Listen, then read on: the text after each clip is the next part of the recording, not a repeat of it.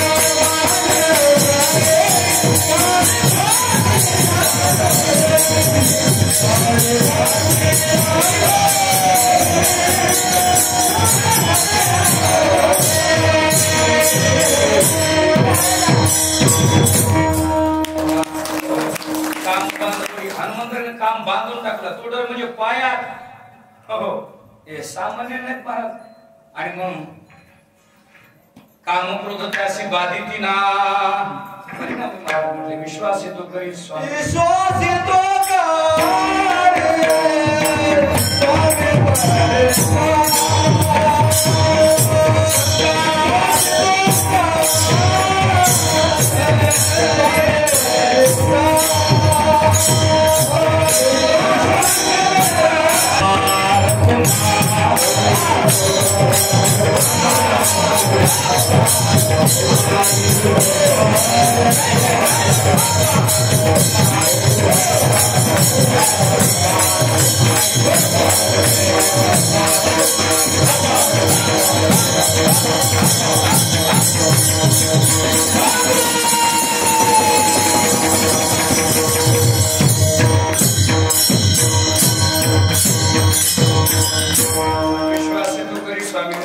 सकळ भोगता होईल त्याची विश्वासाचं फार मोठं अवघड झालेले एकमेकावर विश्वास राहिला नाही विश्वास ठेवायचा कोणावरती संतांचे पायी माझा विश्वास सर्व भावे दास झालो त्यांचा संतांच्या चरणावर श्री गुरुच्या चरणावरती आणि देवावरती विश्वास असला पाहिजे आता लक्ष देऊ नये का सध्या तर तुमचाही माझ्यावर विश्वास नाही त्याला वाटलं 1 वाजून 5 मिनिटं झाली सोडी तू का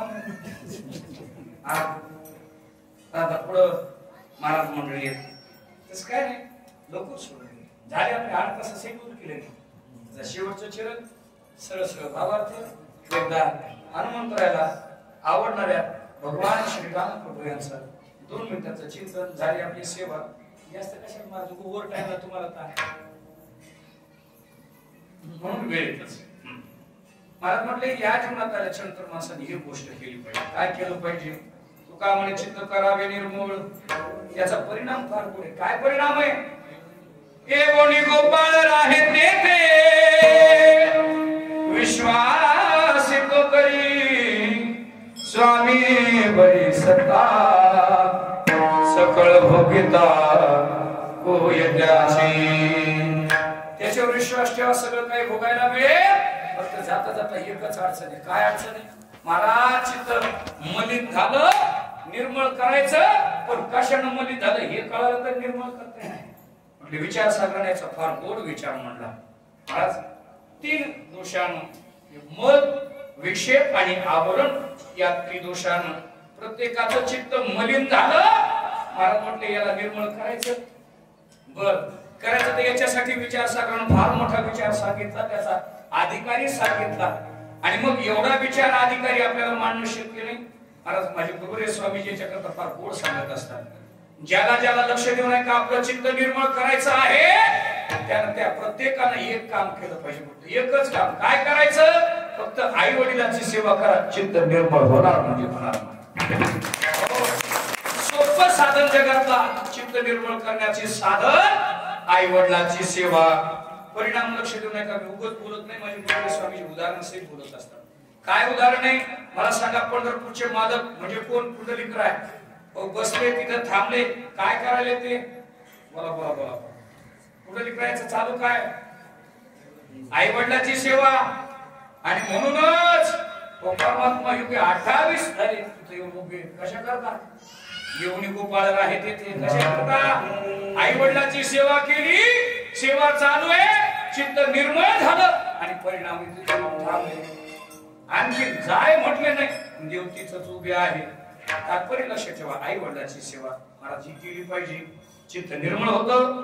आणि याकरता महाराज म्हटले, विश्वास संतांच्या पायावरती ठेवा, विश्वास येतो करे स्वामीवरील सत्ता. ज्यांच्यावर आपण त्या भगवंतावरती विश्वास ठेवला त्याचं सगळं काही आपल्याला भोगायला मिळतं. सकळ भोगिता त्याची. 2 मिनिटाचं भजन झालं आपलं कीर्तन. हात वर करा सगळे.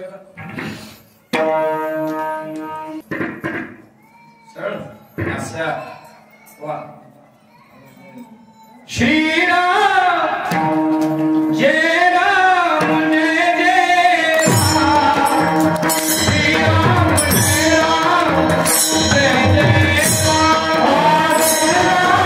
जय राम जय राम, जय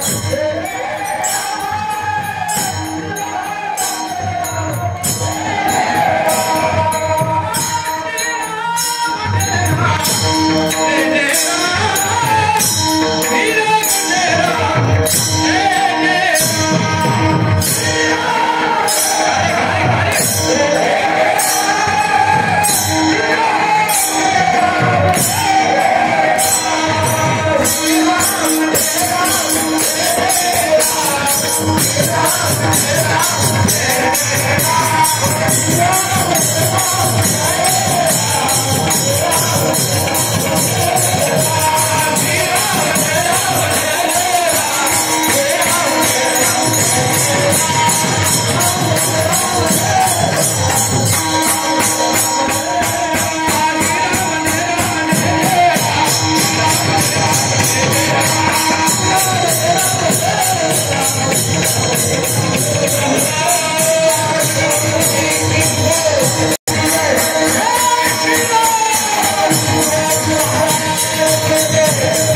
जय राम.